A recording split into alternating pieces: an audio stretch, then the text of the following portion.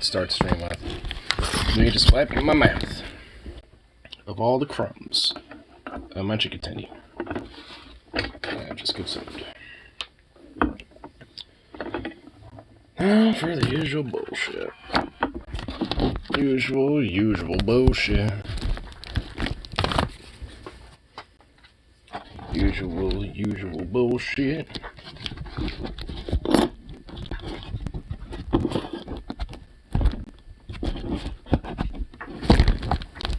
Trying to make it so this. Okay, I think I figured that out. Yeah, cool. Oh shit, I forgot to do this.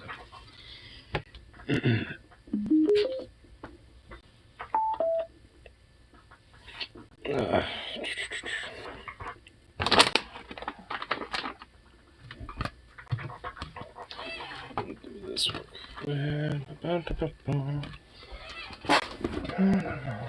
Hey, buddy. What's up, boy? What's up, man? What's up, little furry buddy? What's up, you little sweet boy? No. Why is you just have to be such cute? Zukoff, you're too adorable.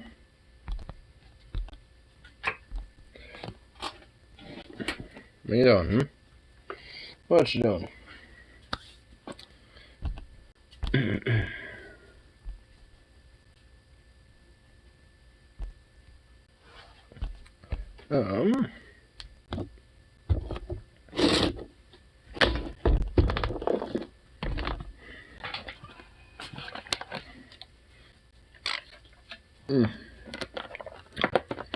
I'm so glad during my last break, I put this in the freezer right there and chilled it.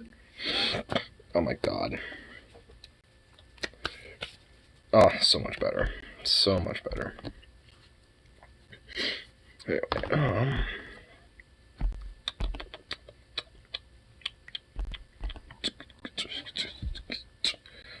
here, I'll do this. Clean this up. Whoa! Wow!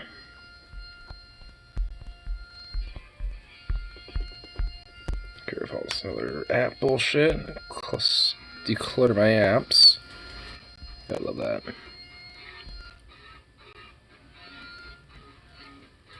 Here, well.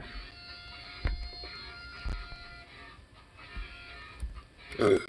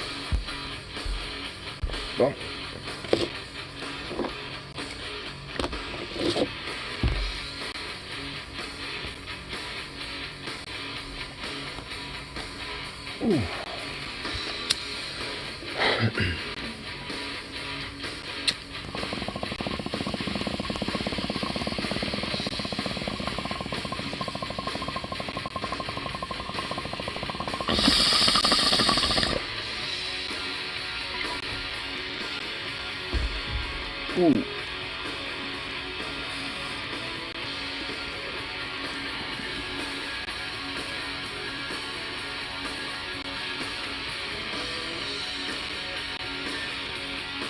Ooh. That was a rip. Holy shit.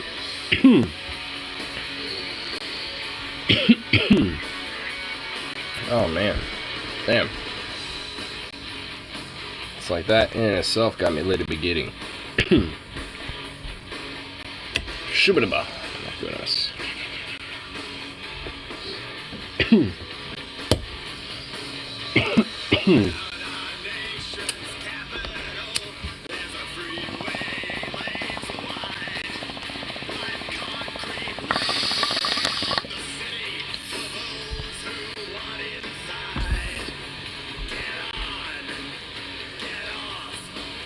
we go.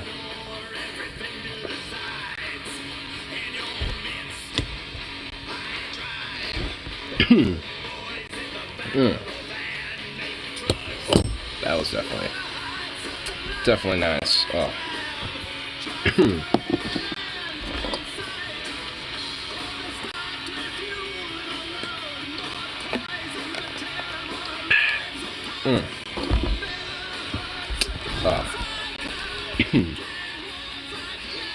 Oh man. What a fucking work day. Yay.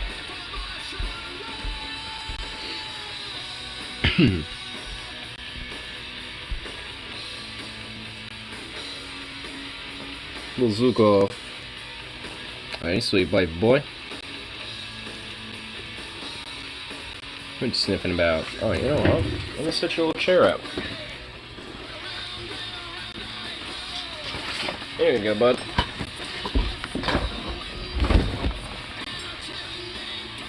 There you go, bro. I got a little spot set up for you. Oh, I can reach over, pet your head. Oh. Oh. Who's a good little puppy?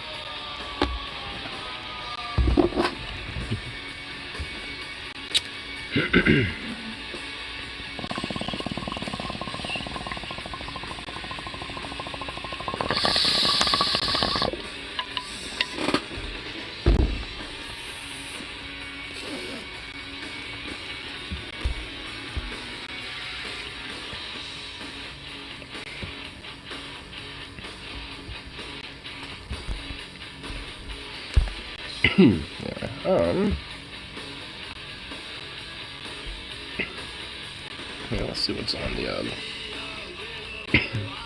I actually check out my little news article app here.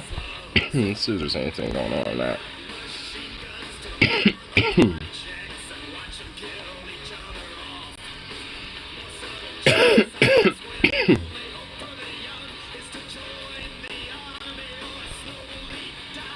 Oh my god. Representative Mary Miller of Illinois said that the Roe v. Wade decision that was just made was a victory for white life. Oh my god. Well, that's just somebody who's just outright calling themselves a fervent fucking fascist. Like, yep. Oh, white nationalist type of, fascists, and, yeah. I want women to basically be subservient. It's like, good lord. While being a hypocrite, probably fucking has done, quite a few abortions herself, that Mary Miller. Oh, but it's a victory for white life. Fucking psycho bitch.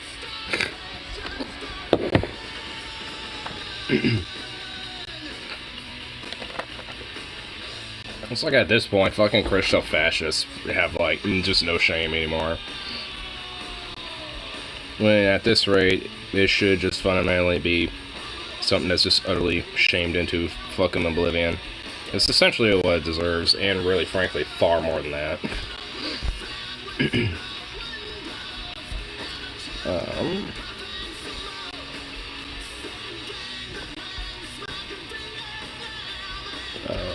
I just saw something. What was this? Oh, WHO panel. Monkeypox not a global emergency at this stage. I guess that's good. I know monkeypox is spread around in a few different areas, but luckily I guess it hasn't really hit too hard. But,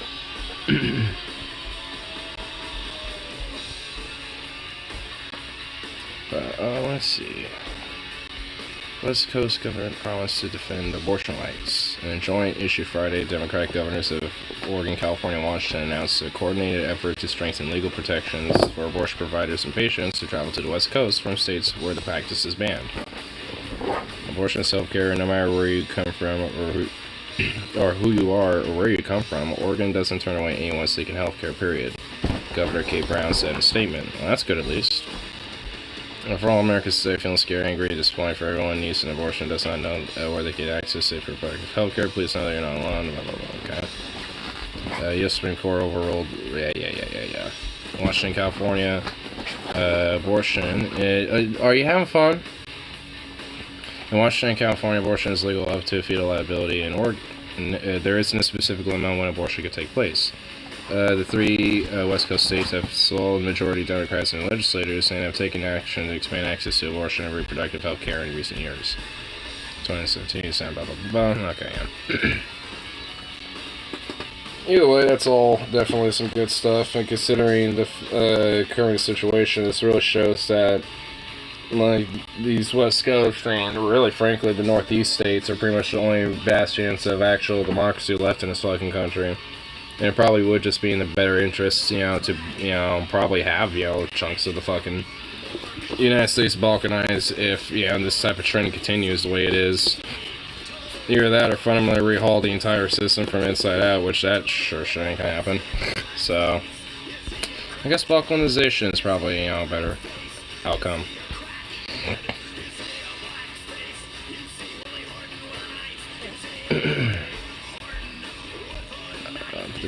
That's a big question. So, would a state with constitutional protections around abortion overrule the power national legislative ban? And that would be a matter for probably the courts to decide. Well, which frankly they're gonna, vote in favor of basically having subjugation of women's bodies and forcing them to be fucking incubators. So, yeah, all in all, they're just essentially going to continue the same trend they already have been.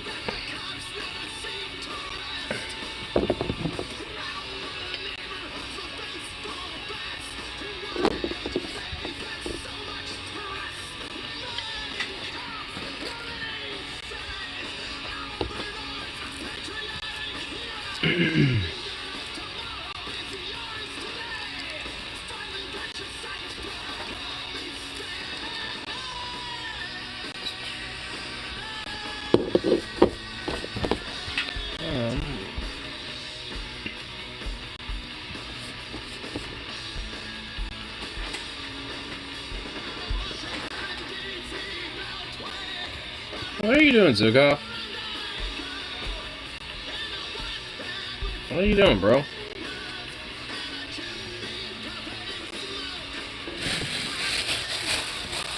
Well, I'll give you some salami.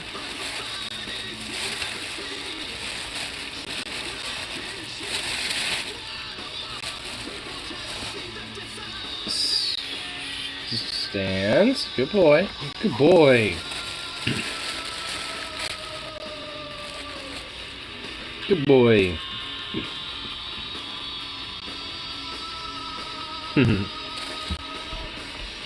What a sweet little boy. Just a sweet little Zukov. Yes. Sit. Sit. Sit. Sit. Sit. Sit. Sit. Sit. Hey. Sit. Sit. Sit. Sit. No. Sit. Sit. Sit. Sit. Oh my God! Why do you really not want to right now? Sit. Sit. Sit. Sit. Really? Sit. Sit. Sit. Sit. Sit. Sit. No. You know what? Now you're just not getting one now. Now you're not getting one. Fuck you. Fuck you. No. No. Fuck you. No. So now you're not getting one, bro. No. So you're just being a jackass. Alright. If you're not gonna sit, just do some basic things. No! Man, what the fuck? What the hell, bro? What is up, bro? You lost your chance. You're gonna have to wait later. We're gonna have to wait in a little bit now, dude. Like, I don't know what you want. I don't know what you want out of this.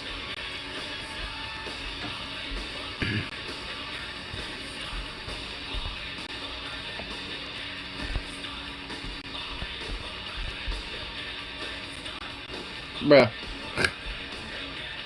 Now he's just all butthurt, just trying to be like, meh. No. You don't get anything now. Dude. Bro. Dude, come on.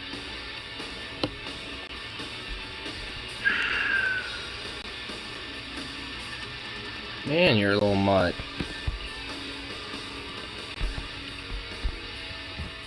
Come on, bro. Why do you have to be like that? Why must you be the way you is? You can't just expect treats, you little spoiled brat. You actually have to kind of earn them a little bit, bro. You have to earn your keep, Zukov. You gotta earn your keep. Yeah. Exactly, little asshole. You little asshole. You might have to start earning your keep a little more there, dude. Might see if how good you are about wanting to hunt a mouse. Or a rat. Or a coyote, too. But that's if you have any aggression in your body there, Zukov. I mean, do you even have any of that? Or are we just somebody that don't got none of that going on there, huh? Are you just one of those dogs?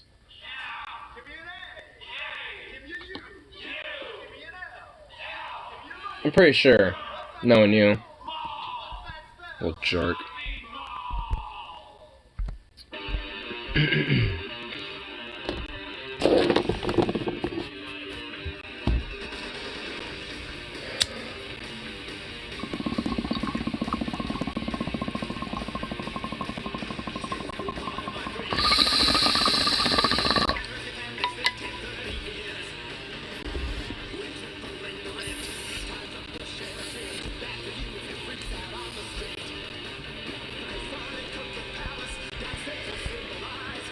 Let's see what's on the subscriptions.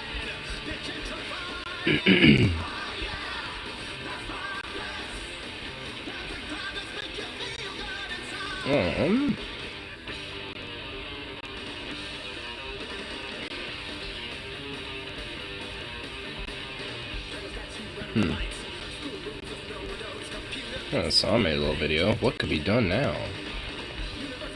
Well, I feel like it's kind of a self-explanatory thing.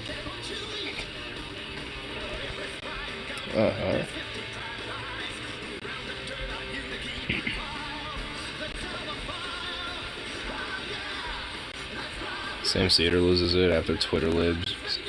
Over Twitter libs. That's good. I like that.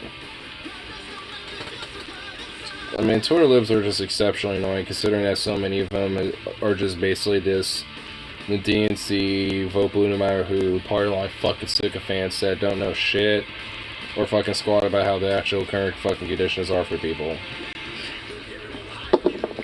They have theirs, and they just kind of expect everyone to eat it too, and it's just like, no, that's not how it works.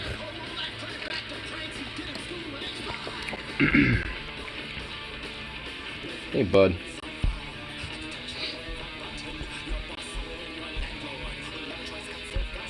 What? What are you doing? Hey. Bruh.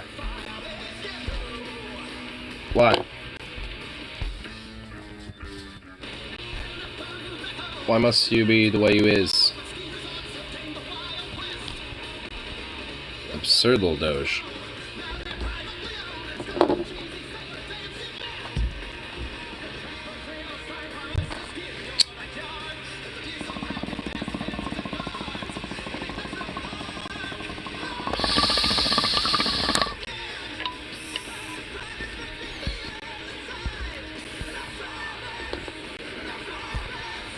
Oops. Yeah, split screen shit can be glitchy sometimes. What the fuck?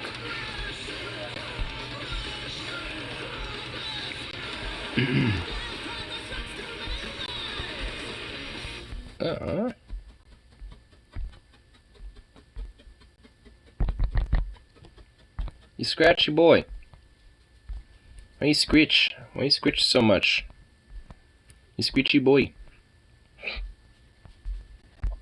Yeah, figure I'd check this out at least. 20 minutes. I just wanted to say thank you for coming on. This is wonderful. It's wonderful to have you. Unfortunately, the circumstances in where you are here are not so great, such as just American politics, though. Obviously, what we knew check out what this dude's about. For a month now finally happened. The Supreme Court came down with a decision on Roe v. Wade and functionally allowed states to states to criminalize abortion. Many states already had trigger laws in place.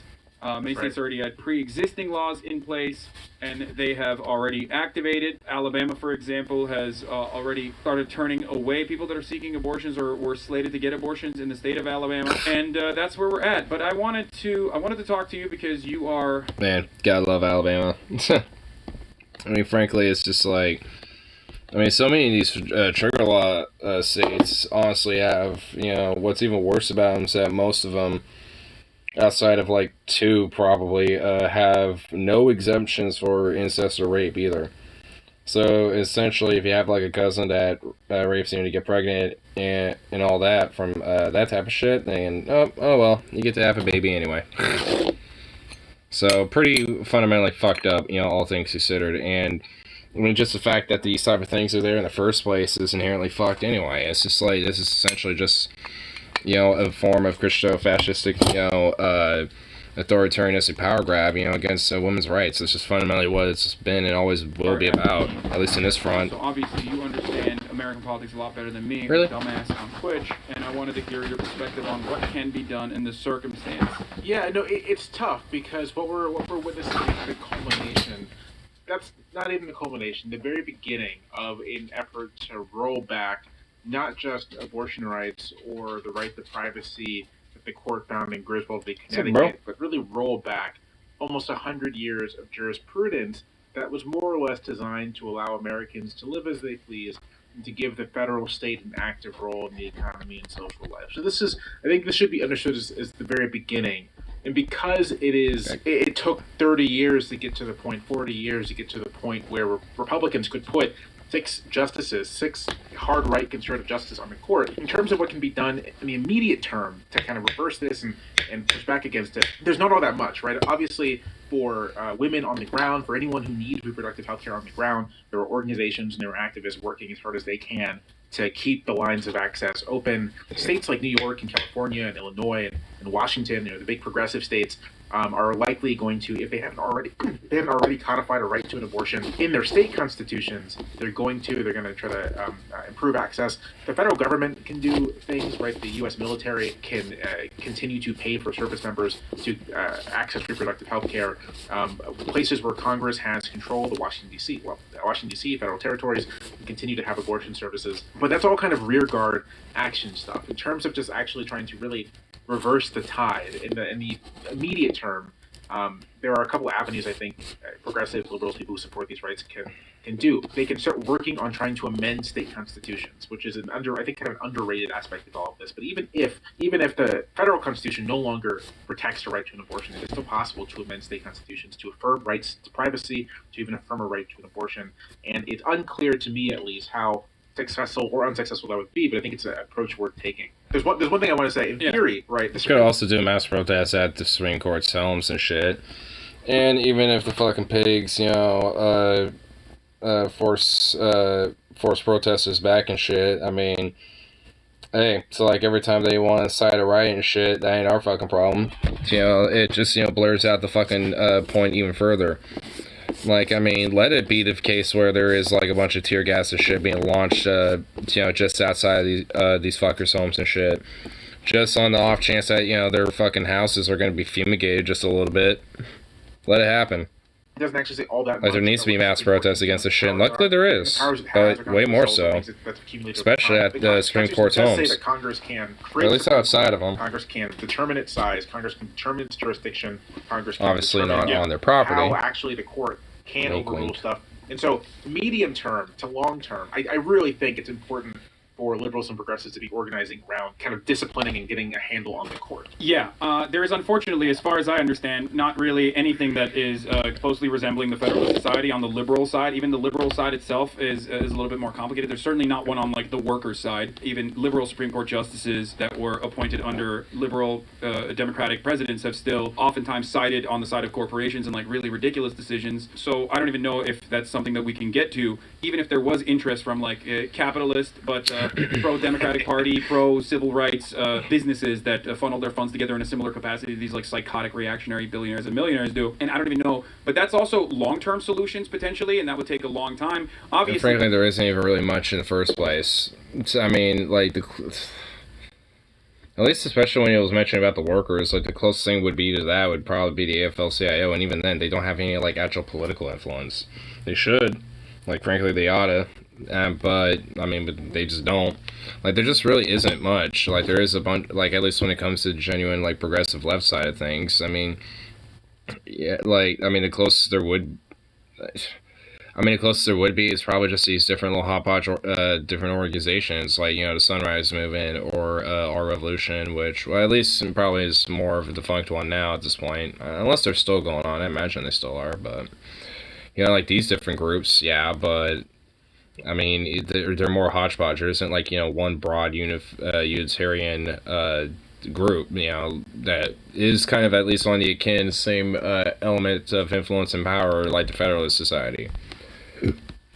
Democrats have across the border to fundraise off this, and then also turn around, immediately fundraise off this, which is so disgusting, in my opinion, and basically gives the game away. And also just to tell you, like, you just got to vote. And we know, if you follow politics even a little bit, starting earlier, you already know that the way that the Senate is created and the way that state legislatures are created, this is before we even get to the judicial branch, it's heavily slanted in the favor of Republicans as a consequence of gerrymandering in state legislatures, and also the Senate is just unequal regardless, right? So that has created a system where, like, it would not take one election, but it would take multiple elections, probably over the course of like 20 years, if not longer, for there to ever even be a Democratic supermajority. So I can't see any way further in this process than abolishing the filibuster, which comes with complications, certainly. What do you think about that?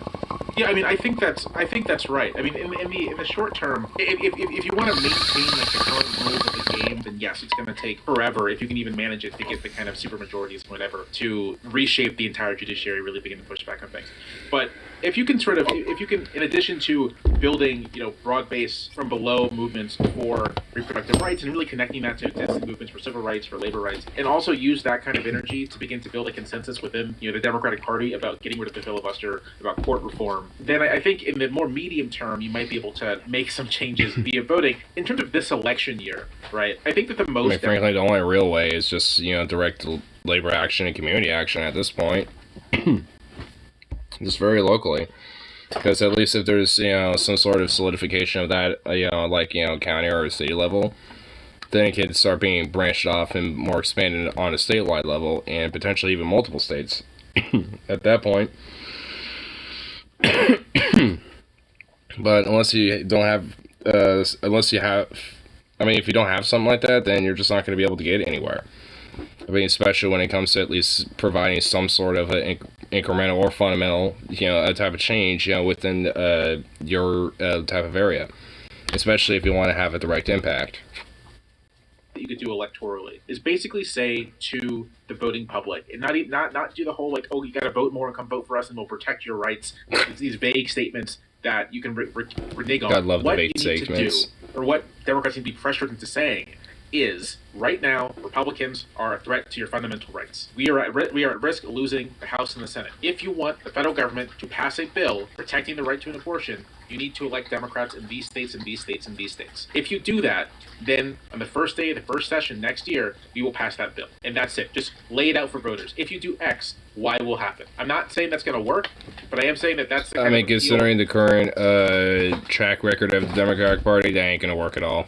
Sorry. That might that just won't. people, not sort of broad and vague. We're gonna stand up and fight for you, but we need X number of people to do Y thing. Yeah. For whatever reason, Democratic politicians don't like to talk like that. Republicans certainly do. Republicans say, vote for us, and we'll do X, Y, and Z, and then they do it. Oh, always. I mean, and the pure projection of the Republican they Party get it. It's also really funny because they always That's talk about true. activist judges, right? But the Federalist Society is literally created with the express purpose of creating activist judges to fill the lower courts all the way up to the Supreme Court, and they're very successful at it. And yet they still are able to project and make it seem like Democrats are doing this, but Democrats are so feckless and cowardly that they can't even actually just like come out and say exactly what they want to do. But ultimately, you're basically still saying that the only path forward is just the vote. And I'm wondering if there's I always say Democrats should operate like the way Republicans do, and I hate the Democratic Party for operating ideologically like the Republicans do, or at least working in a very cowardly manner, engaging in negligent behavior. But I mean operate like the Republicans do in the same way that Republicans will whip votes no matter what. They will get things done no matter how unpopular it is. They will sidestep Congress as they have done. They will so much so to the point where even under a Democratic majority administration that they could still get shit done. Frankly, this is probably all in all one of the more conservative presidential terms I've seen in quite a while. They will Bush, Trump, move this. things along the judicial branch, and tends to get more done, conservative basically. as it goes they on. operate in a very strategic manner and can Weird. even undermine something that 75% of Americans or 64% of Americans believe should be the law of the land. Is there nothing that I don't know? Is there nothing that the Democrats could do in a theoretical world where they do actually approach the subject like the way the Republicans do? I don't know. I think someone brought up Probably not. Might have been you on Sam Cedar. Someone was telling me earlier that you said something along the lines of federal land, basically utilizing federal land which exists in every state as de facto protected abortion clinics. Yeah. Open up abortion clinics on federal land in every single state and then protect it. I feel like that's something that is effective, right? I mean, that can be, yeah, and that also should happen. If congressional Democrats were willing to play hardball, right? If the entire or just threaten to districtify the entire fucking states, in the South and shit that ban abortion utterly. In one that also work. Abortion rights and just take away their really states' rights and make them protecting, districts. Whatever norms. Then what they would do is on the legislative side. I mean, the whole opening clinics on federal land thing is what you do when you have really no other options. But we don't. Democrats. I mean, but you're asking me kind of blue skying it, and because Democrats can still control Congress, I mean, they still do. Then you abolish the filibuster, you pass a bill protecting abortion rights, codifying the status quo under Roe into law. And then because they keep the Supreme Court from doing anything about it, you expand the Supreme Court. You add, there are 9 justices now. There are 13 circuits. Add 4 additional justices, 13 justices, 13 circuits, and the 4 are Democratic appointees. So you have a 7-6 court that's going to uphold your bill.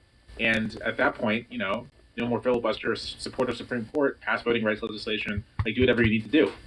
That's the hardball approach to all of this, and that's sort of in terms of the electoral game. And frankly, that needs to be the only ball that's played now at this point. There needs to be just nothing but hardball being played against the fucking Republicans, and really also against the Democrats for the side of the fucking left and the workers at this point, because nothing will fundamentally change. I guess in a way they will, just backwards.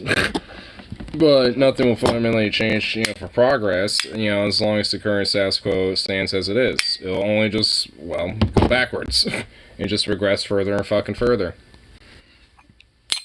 Trying to shape the Democratic Party to create a consensus for that kind of action. But I don't think the only game in town is the electoral game. I think that, as was the case for the initial expansion of these rights in the middle of the 20th century, this is a game of broad-based social movements, right? And I think we should look at the resurgence of the labor movement. We should look at sort of civil rights movements, reproductive rights movements, as sort of moving in tandem to building the kind of power to act on the national government and act on state governments as well. I mean, I think in the medium to long term, it is not a good idea to depend on a political party. You need to depend on the social movements that can make political parties act, and that's generally been the case for all kinds of large-scale change. That's the case for the reactionaries, right? The reason the Republican Party has been so successful is that there's been a broad-based social movement behind it trying to make this outcome happen. There is, so we absolutely agree on that point, except, I don't know, I want to hear your perspective on one part of this subject where I don't think we currently, as it stands, have a mechanism to collectively even push the Democratic Party in the right direction,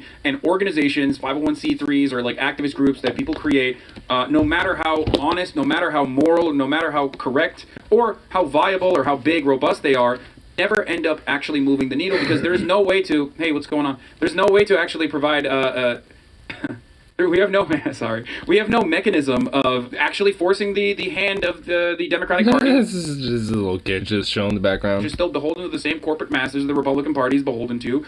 And I think that, I guess what I'm trying to say is, we agree, but I think, looking back, for example, the Black Lives Matter protests that happened all around the country, and the Democratic Party's initial reaction with trying to temper that movement as quickly as possible and squash it by putting forward already concessions, like a concession-prone legislation in the form of 8 can't wait, and then... And if anything, like a lot of the Democratic Party and a lot of the current administration now has done more to invest in police funding more so than defund it or reform it. Throwing that in the trash immediately after Biden got elected.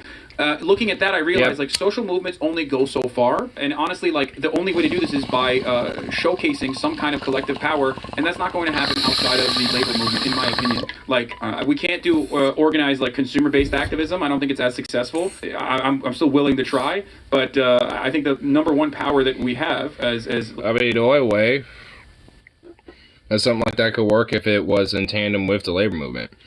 Because there has been times during strikes, especially if there's strikes at like stores and shit, where the workers will be picketing outside the store doors, the store entrances. And obviously that will prevent people from buying stuff, and thus is kind of, in a way, consumer-based type of activism, because, I mean, a lot of those workers are essentially kind of forcing people to not purchase things there. Or even if the doors are still opened, can discourage people from going in there, and, depending on people's perspective and ideas about unions and strikes and shit, we'll most certainly be okay if, moving along and find another store. But not everybody. Is through labor unions. But I don't disagree with that at all. I think sort of any path to a more progressive country is going to go through a broad-based and resurgent labor movement. What I'll say just to the Democratic Party question is that the way I think about these things is I think you need to think about it less in terms of what the party is going to allow and more in terms of what the party system allows. And so the American party system is like unusual in that, there's a Democratic Party, there's the Democratic National Convention Committee, there's the Republican Party, there's the Republican National Committee. But like the party committees don't really have the power to discipline anyone. It's all sort of like an agreement. We're going to work together. But the parties themselves are very decentralized, are very porous. There's many ways to enter into them, and are very candidate-driven and candidate-centric, right? Donald Trump becomes. I have a lot of good ideas for this part internally. I don't know if you ever. I mean, I don't know how familiar you are with some of my greatest takes, but I would say using a real whip is one of them. Now, optics on that are, they're not great, but also just putting it out there. I have an idea called the Gauntlet, where there's an automatic trigger. If you reach an approval rating that is like below 30%, which is like whatever the congressional average is, you know what I mean, as a politician, whether in the Senate or the House of Representatives, you automatically trigger what is known as the Gauntlet, where you should you can have one champion from your state come and fight you, in hand-to-hand combat on the floor of the Senate or the floor of the House of Representatives. I think that would be like a little bit of proletarian violence in that respect. I think would really force politicians to truly recognize that their constituents' interests are more important than the corporate benefactors that line up their pockets. So before I continue, I'll say, back in the 19th century, there used to be all kinds of fighting and brawls on the floor of the House. That was a pretty common thing. And frankly, that needs to come back. Like, I'm actually 100% in favor of that. We need to have a gauntlet. I am gauntlet pilled. I will join in the advocation of having a fucking fat, amazing gauntlet to just, have just a good old-fashioned brawl. Like, we need to have something like that. Fuck it. And if you want to avoid doing that, you have like a 1 week period to fucking, do some shit, and you can avoid doing that to making sure your approval rating goes up. And, do one more approval rating, and then the day before, and the day after, if it doesn't end up being above 30%, well, gauntlet you go, bitch. Porousness of the American party system means that if you were to show up, it'll also get a lot of old people out too. So I like that. Yeah. If a bunch of people were to show up over 2 years and just sort of like methodically, win every single position in the state party establishment, there's like nothing the national party could do about it. It's just like congratulations, you've done it.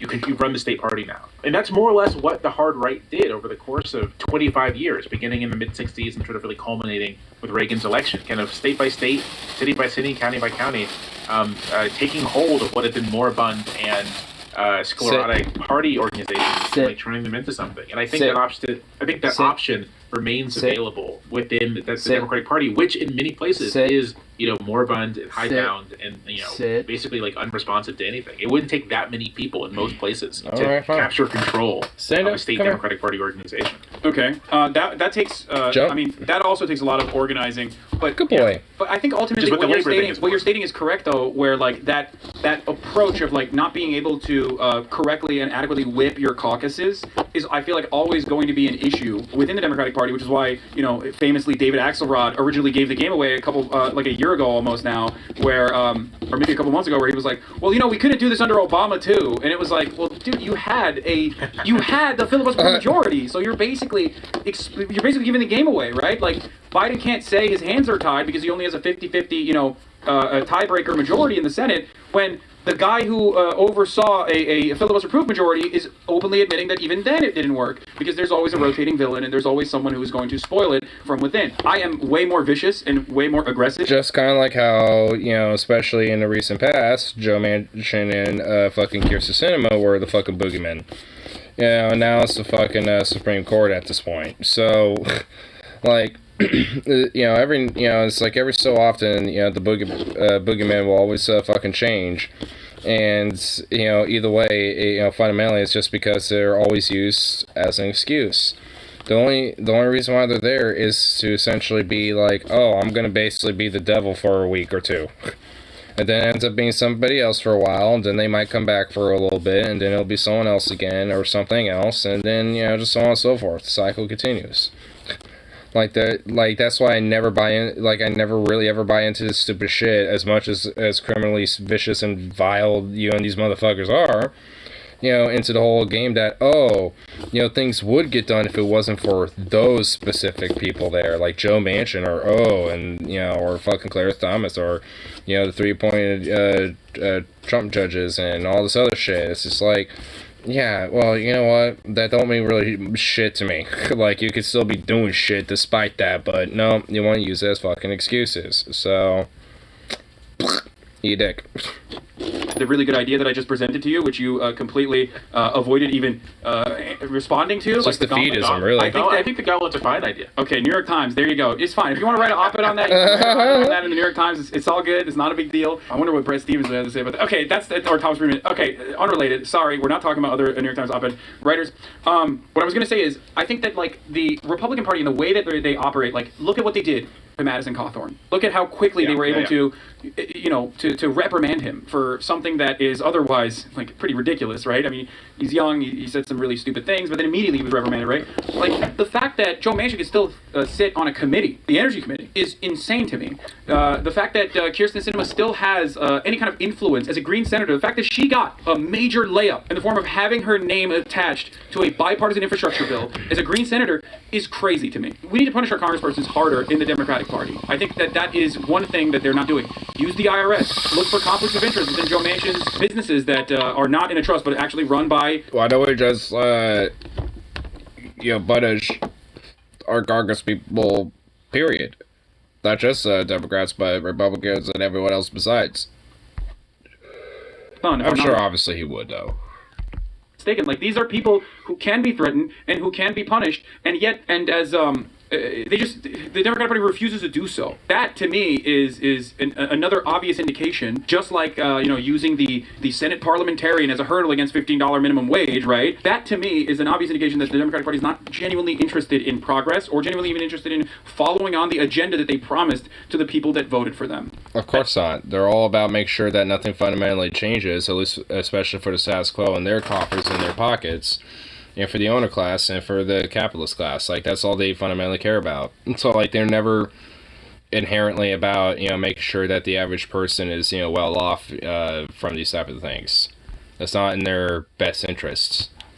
I do not think that much of that is necessarily wrong. Like, his kids just in the background. Part of the issue, at least with the Congressional Democratic Party, kids like, what you doing, Dad? What's going on over there? Culture that's not of trying to fight for partisan gain. Because I think... for me, I don't even necessarily need all these people to be like ideologically on my side. I need these people to have like a need to win. I want them to want to win. Yes. And like achieving partisan outcomes is more likely to lead to things that I want to happen than not. And I think that there's a culture of going along to get along, a culture of sort of like bipartisan fetishizing, and a real culture of corruption that is pervasive in Washington, that is inhibiting the ability of the Democratic Party to the National Democratic Party, the Democratic Party in Washington, to be as sharp of an edge as it needs to be. I think to the extent that we disagree. I mean, honestly, frankly, at this point, the Democratic Party can just be done away with, or become just more of a minor party. Like it needs to be the case where there needs to be a multi-party system at this point. And these two parties, really, not just the Democratic Party, both need to become minor parties or just defunct. Because especially the Republicans, but also, at least in this context, mainly the Democratic Party, have shown that they don't have the best interests of the people in mind, so, what the fuck are they even worth? Relative openness of the besides being defunct system means that these are things that you can sort of like push back against. Like, I don't think they're sort of just like permanent parts of how things have to work. But it does require, right, like separate bases of power. Which does mean like organized labor, right? It means like a labor movement that isn't so tied in with the Washington establishment, and a labor movement that is willing to be antagonistic to the Democratic Party when it needs to be, and which means a powerful labor movement. There definitely needs to be a new national and honestly, frankly, an international labor movement. That is under a big umbrella, under one big union. I mean, back in the early 1900s, the whole idea of the IWW was basically the whole one big union grand, and frankly, that just needs to be an idea that needs to be taken shape. A more radical labor militant grand union that's international, that needs to start here, because it is growing around here, and honestly can spread really rapidly from something like that. Of the parties themselves, but that can press on the parties, not unlike the way the evangelical movement has acted for the Republican Party. It could start, frankly, with the Starbucks and the Amazon unions, and and then go from there, frankly. Even taking some of these local unions that are part of bigger umbrellas, and especially ones that are a little bit more radical and militant themselves, and being more aggressive in their bigger umbrellas, and have them join in as part of their bigger, broader umbrella. I mean, that's always, happened back and forth throughout history when it came to labor, when it came to more national organizations, when it came to competing to kind of have the bigger democratized pool of the labor force. I'm sorry. Oh, go ahead. Well, the thing I was going to say is, like, there's obviously the fundamental difference there, though, right? Like, the evangelical movement does not disrupt the pre-existing hierarchical order. Right. That's the problem. They're an activist group that is inoffensive to the centers of power. As a matter of fact, a lot of them are actually prominently a part of that group as well, and they also go along with. As we both know, they started off with a white supremacist agenda. Brown v. Board of Education was like the main driving force of the evangelical movement. So like they not only are not disrupting the centers of capital with their attitude and trying to like dramatically undermine the way that America's corporate oligarchy operates, but on top of that, their main operating principle revolves around upholding white supremacy, white supremacist values. So that completely goes along with American history. And I just don't know how we can create something similar just through organized groups, especially when even funding that organized groups go completely against the main corporate benefactors that fund both the Democratic and the Republican Party. I mean, I guess my optimistic note is that, we've seen in the past few presidential cycles how it's possible to raise just like enormous amounts of money through small donations, and that there are ways to circumvent, right, corporate funding, and ultimately, I guess this makes me like a little bit of a Leninist. I think sort of like organized cadres of people working dedicatedly. Dennis Prager was right. Like, there you heard it first, folks. Organized cadres can affect tremendous change. I mean, even when working against sort of established hierarchies, I think that's possible to do. And so, even though the present is sort of a very bad and dark period, I don't necessarily think all avenues for change and for progressive change are closed off. I have to go like make dinner for my kid. No, absolutely. So much for coming. Is there anything you want to promote? Evidently, especially considering his kid seems to be hovering around like a shark. Like, where's my food, Dad? Who are you talking to on the screen? I want my food. But honestly, it's true. Because frankly, all things considered, especially during that Leninist time, it was also a pretty dark time in that era of human history as well. And when a whole concept of dark times happens, usually there's a lot of elements of a rise in radicalization, and a lot for not for better, but in a lot of ways also for the better. And in this case, the labor movement, a lot of the element of social justice being on the rise and being more normalized and widespread as it is something that is definitely good and a beneficial factor in of times, especially in the short term coming ahead. Even if it doesn't necessarily look all so positive in the long run. I kind of like that. That was a cool talk. That's why I like checking out some stuff, because usually there's always something pretty cool going on. It seems like he's been getting more and more people to come in and and interview or talk up and stuff, because I think wasn't even that long ago he had Chelsea Manning on. And that's why it's been going all back and forth.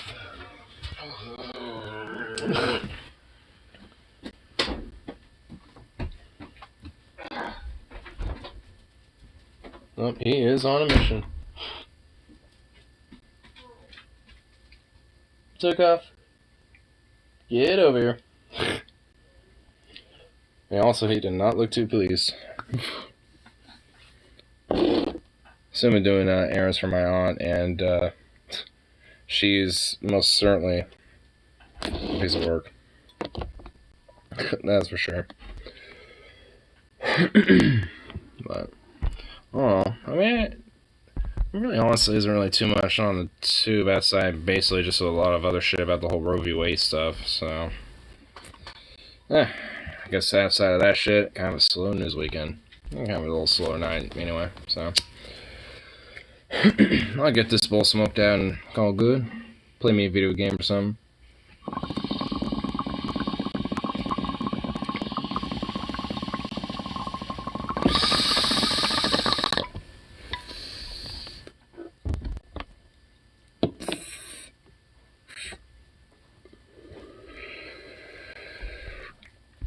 Anyway, peace out, and of course, be back around for the next one, so